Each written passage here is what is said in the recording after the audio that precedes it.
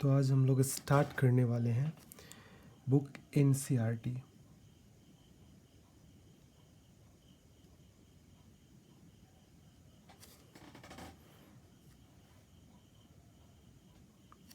Class 10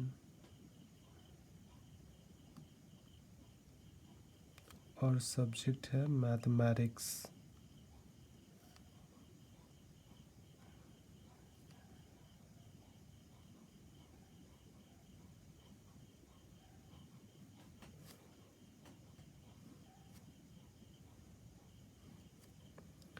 chapter first है real number.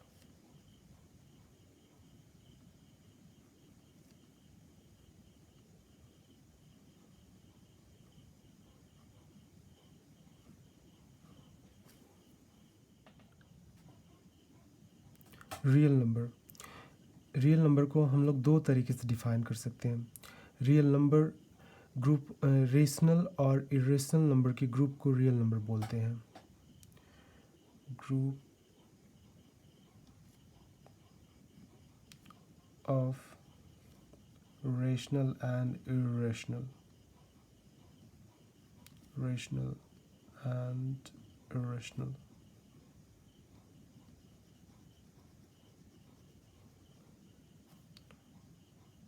या फिर हम लोग बोल सकते हैं कोई नंबर जिसे नंबर लाइन पर रिप्रेजेंट किया जा सकता है उसे रियल नंबर कहते हैं। Means number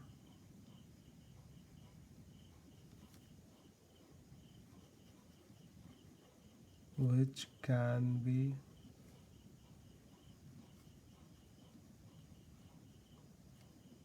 represented on number line।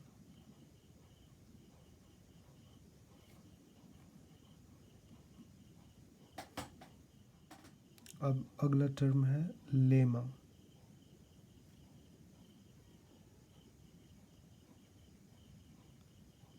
Lemma एक प्रूवन स्टेटमेंट होता है जिसके द्वारा हम लोग दूसरे स्टेटमेंट को प्रूव करते हैं। Lemma is a proven statement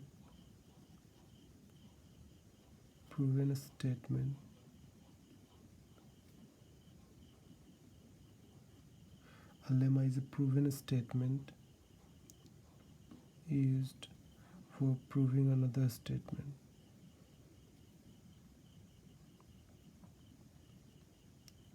Proving another statement।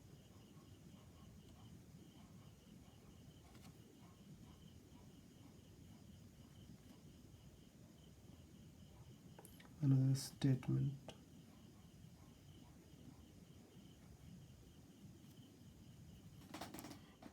Lemma एक तरीका से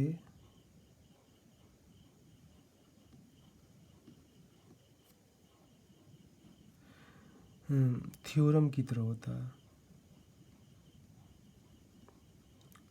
जैसे हम लोग थ्योरम के बारे में जानते हैं कि थ्योरम एक प्रूवन स्टेटमेंट होता है जिसका प्रयोग हम लोग दूसरे स्टेटमेंट को प्रूव करने में करते हैं।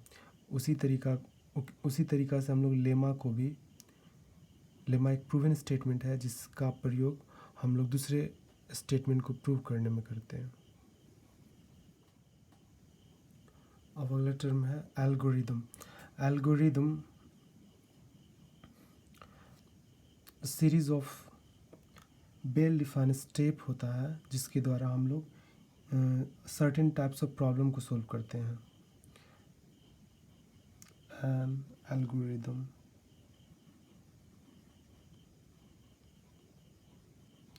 An algorithm is a series of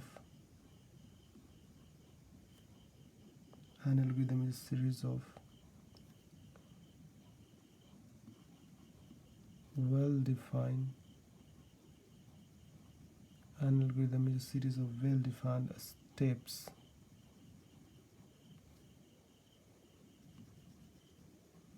which gives a method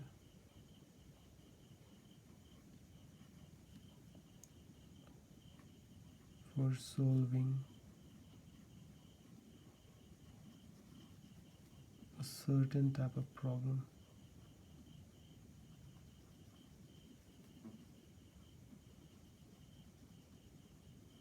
Certain type of problem.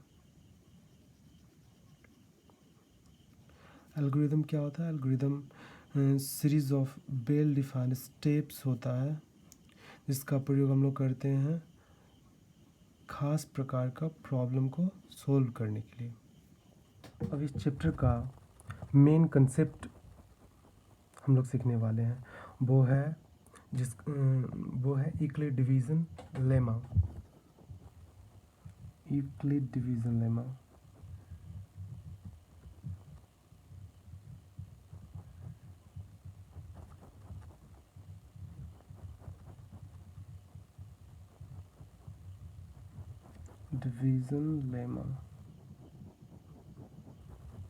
इससे पहले कि हम लोग यूक्लिड डिवीज़न लेमा समझें, हम लोग कुछ और चीज़ देखना चाहेंगे। यूक्लिड डिवीज़न लेमा समझने से पहले हम लोग डिवीज़न एल्गोरिदम देखते हैं। डिवीज़न एल्गोरिदम हम लोग क्लास 6 और 7 में पढ़ चुके हैं। देखते हैं डिवीज़न एल्गोरिदम आखिर होता क्या है। डिवीज़न एल्गोरिदम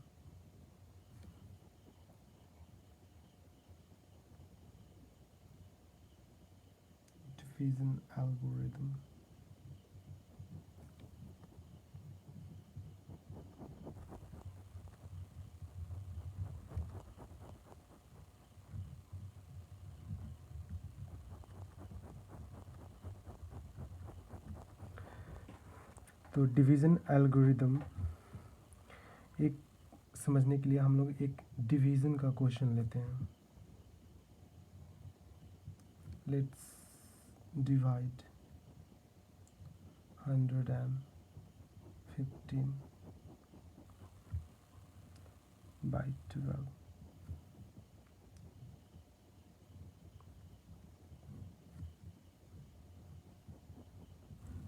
तो 12 से हम लोग 115 को डिवाइड करते हैं और अराउंड ये जाकर 9 टाइम्स लगता है। 12 9 108 घटाकर सब्ट्रैक्ट कर 7 आता है।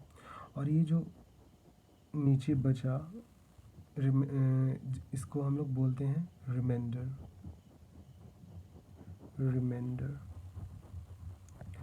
और जितना टाइम से हम लोग डिवाइड किए हैं उसको हम लोग बोलते हैं कोशेंट। और जिससे हम लोग डिवाइड किए उसको बोलते हैं डिवाइज़र। और जिसमें हम लोग डिवाइड किए उसको बोलते हैं डिविडेंड। तो डिवीज़न एल्गोरिदम ये चारों टर्म के बीच एक रिलेशन बताता है। वो रिलेशन है dividend equal to divisor into quotient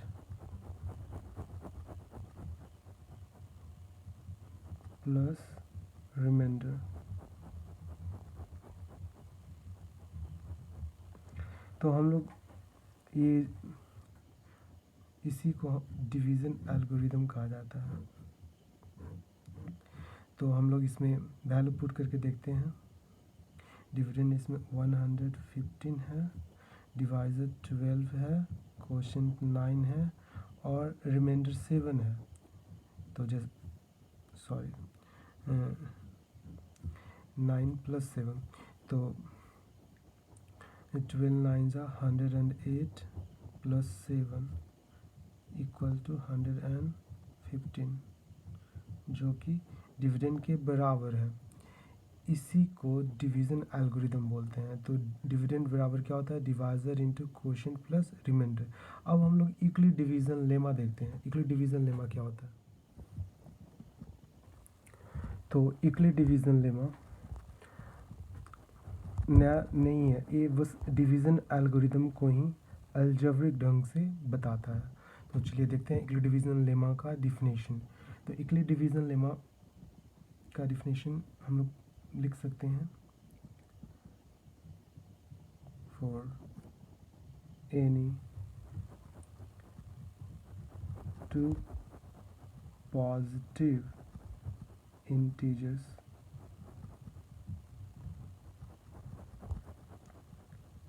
a and b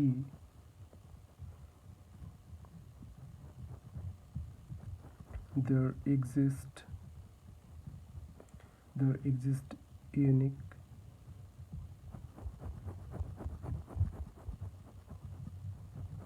whole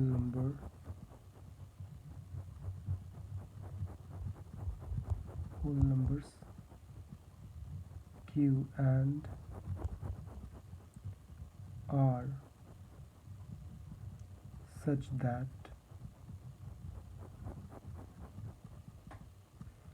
that a equal to bq plus r, where r क्या हो सकता है, 0 के इक्वल और 0 से greater but less than b। तो जो हम लोग डिवीज़न एल्गोरिदम में जो फार्मूला था डिविडेंड बराबर divisor into quotient plus remainder, इसमें भी बिल्कुल सेम यही फार्मूला है, बस इसमें हम लोग अलजेब्रिक ढंग से समझाने का प्रयास किए हैं। इसमें भी ए और बी दो नंबर है, A is greater than B and B और ए को बी से डिवाइड किया जा रहा है। ए डिविडेंड की जगह आया है, बी डिवाइज़र की जगह आया है, और डिवाइड करने के बाद दो यूनिक होल नंबर मिलता है, Q and R. Q quotient है और आर रिमाइंडर है। और रिमाइंडर के बारे में हम लोग जानते हैं, रिमाइंडर हमेशा डिवाइज़र से छोटा आता है या ज़ीरो के बराबर आता है। इस केस में डिवाइज़र ज़ीरो नहीं आया, लेकिन इस केस में रिमाइंडर ज़ीरो नहीं आया लेकिन डिवाइज़र से छोटा आया है। तो हम लोग यूक्लिड डिवीज़न लेमा बस इतना ही करता है। और जब भी यूक्लिड डिवीज़न लेमा स्टेट करना हो ए बराबर बी क्यू प्लस आर, तो ये कंडीशन लिखना बहुत ही इंपॉर्टेंट है। अगर ये कंडीशन अगर हम लोग नहीं लिखते हैं तो ये हम लोग यूक्लिड डिवीज़न को इनकम्प्लीट माना जाएगा। तो ये हमेशा ख्याल रखना है कि जब भी हम लोग यूक्लिड डिवीज़न लेमा ए बराबर B Q plus R mention करें तो साथ में आर का कंडीशन जरूर मेंशन करें कि आर आखिर होता क्या। आर ज़ीरो से बड़ा या फिर ज़ीरो के बराबर होगा, लेकिन बी से हमेशा छोटा होगा। तो रियल नंबर 1.1 का ये थ्योरी था। अब हम लोग एक्सरसाइज स्टार्ट करते हैं, देखते हैं कुछ क्वेश्चन, उसके थ्रू हम लोग यूक्लिड डिवीज़न लेमा को और अच्छे ढंग से समझ सकते हैं। तो चलिए देखते हैं एक्सरसाइज 1.1। क्वेश्चन फर्स्ट में कहता है use Euclid division algorithm to find the ACF. जैसा कि हम लोग जानते हैं एसीएफ क्या होता है। एसीएफ का मतलब होता है highest common factor. Highest common factor. Highest common factor. तो एसीएफ तो निकालना है, लेकिन इसमें मेथड एक्सप्लेन किया गया है यूक्लिड डिवीज़न एल्गोरिदम के थ्रू। अगर आपका एग्ज़ाम ये क्वेश्चन आता है और आप इसको आप जैसे कि आप लोग पहले क्लास 6-7 में एसीएफ बनाया करते थे डिवीज़न मेथड और प्राइम फैक्टराइजेशन मेथड के थ्रू, तो अगर उस ढंग से अगर आप लोग बनाते हैं तो इसमें नंबर नहीं दिया जाएगा। ऑलरेडी इसमें स्टेट किया हुआ है कि use Euclid division algorithm to find ACF. तो यहाँ पे यूक्लिड डिवीज़न एल्गोरिदम बोल रहा है, ना कि यूक्लिड डिवीज़न लेमा। तो यूक्लिड डिवीज़न लेमा एल्गोरिदम दोनों सेम ही है। लेमा एल्गोरिदम तब बन जाता है, आप लोग ऑलरेडी एल्गोरिदम का डिफिनेशन में हम लोग देखे थे, क्या देखे थे, an algorithm is a series of well defined steps which give a procedure to solve certain types of problem. इस केस में हम लोग तो ऑलरेडी जानते हैं यूक्लिड डिवीज़न क्या होता है, ए बराबर बी क्यू प्लस आर। तो ये यूक्लिड डिवीज़न लेमा को बार बार इस्तेमाल किया जा रहा है, किस लिए, ACF निकालने के लिए। तो चलिए देखते हैं यूक्लिड डिवीज़न एल्गोरिथम के थ्रू ये क्वेश्चन कैसे सॉल्व हो सकता है। तो सबसे पहले हम लोग क्या करेंगे, डिवीज़न मेथड के थ्रू इसका ACF निकालेंगे। तो जैसे देखते हैं लॉन्ग डिवीज़न मेथड से हम लोग ACF इसका निकालते हैं। तो 135 225 वन टाइम,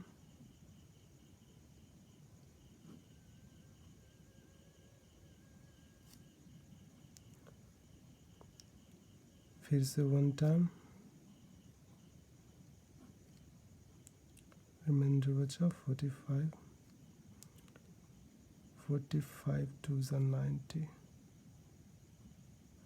मतलब इसका ACF कितना आ गया 45।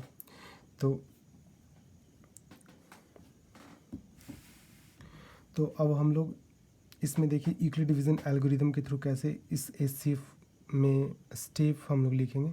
तो ये देखते हैं। तो सबसे पहले जो नंबर दिया है उसको A और B के रूप में मान लेंगे। A जो बड़ा रहेगा उसे मानेंगे, let A equal to 225 and B equal to 135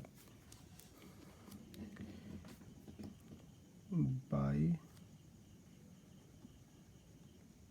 Euclid's division lemma A बराबर BQ plus R, where R is equal to or greater than 0 but less than B। तो इसमें देखिए स्टेप फर्स्ट, तो स्टेप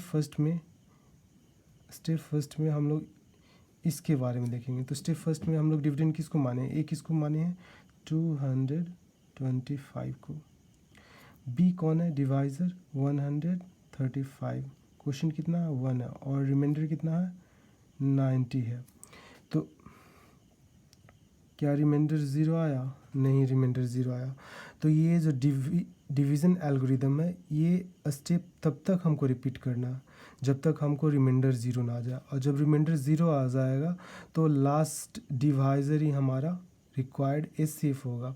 तो चलिए देखते हैं, यहाँ पे R 0 नहीं आया तो फिर से इस स्टेप को हम लोग रिपीट करते हैं। तो स्टेप 2 देखते हैं। स्टेप 2 में आपका जो डिवाइज़र है वो बन जाता है डिविडेंड। तो 135A हो गया, B हो गया 90, कोशेंट हो गया 1 और रिमाइंडर हो गया 45। रिमाइंडर अभी भी 0 नहीं आया, तो फिर इस स्टेप को हम लोग रिपीट करते हैं।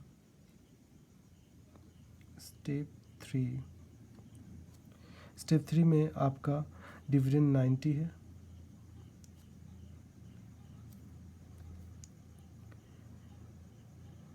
डिवाइज़र 45 है, क्वोशेंट 2 है और रिमाइंडर 0 आया है। R equal to 0। अब हम लोग बोल सकते हैं हेंस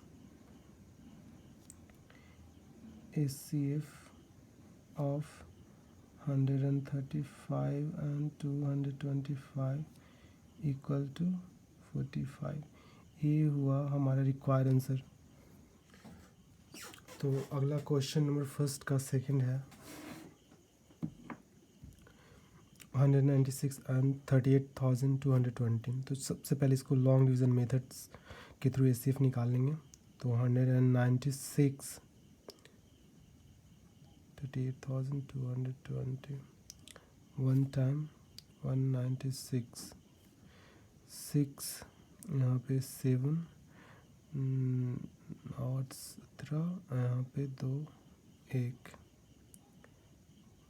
5 टाइम 9 टाइम 9 टाइम 9 6 54 5 56 17 और 4 12 15 9 6 15 0 5 टाइम 0 95 3 98। तो ACF ये ज़रूरी नहीं है कि आप एक ही बार में लगाएं। ACF तब एचसीएफ में जब तक आप नहीं डिवाइज़र चेंज कर सकते हैं जब तक कि वो रिमाइंडर डिवाइज़र से छोटा ना आ जाए। अगर वो बड़ा है तो आप ये ज़रूरी नहीं हो कि आप एक ही बार में लगाएं। जैसे इस केस में 195 लगाने पे अलग बात है, ये एक टाइम में ही कट गया, लेकिन अगर ना भी कटता, अगर यहाँ पे लेट से 4 या 6 या 8 रिमाइंडर बचता तो अब ये रिमाइंडर डिवाइज़र बन जाता। ये ज़रूरी नहीं है कि आप 196 1 या 5 टाइम में नहीं लग रहा तो आप एक ही बार में लगा दें, ऐसा कोई ज़रूरी नहीं है। आप आराम से लगा सकते हैं। जैसे हमने यहाँ पे 3 बार में लगाया तो लास्ट में यहाँ पे रिमाइंडर नहीं बचा, तो हम लोग बोल सकते हैं कि इसका एचसीएफ कितना हो गया 196। तो ये तो आसान था। तो इसमें भी वैसे ही करेंगे। Let A equal to 38,220 and B equal to 196 by Euclid's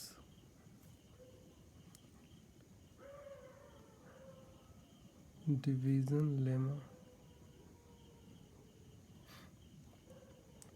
A बराबर BQ plus R, where R is equal to or greater than 0 but less than B।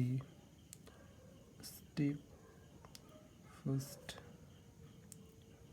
38,220 equal to 196 into 195 plus 0, R equal to 0, hence HCF of 196, 8,220, 195। तो question number first का third question, इसमें भी हम लोग HCF निकालने से पहले Euclid division algorithm के द्वारा एचसीएफ निकालने से पहले लॉन्ग डिवीज़न मेथड से एचसीएफ निकाल लेते हैं।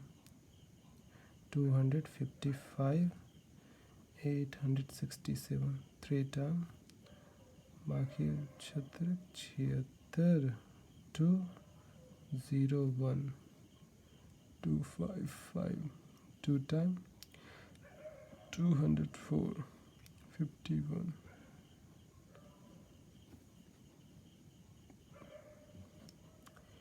तो let A equal to 867, B equal to 255।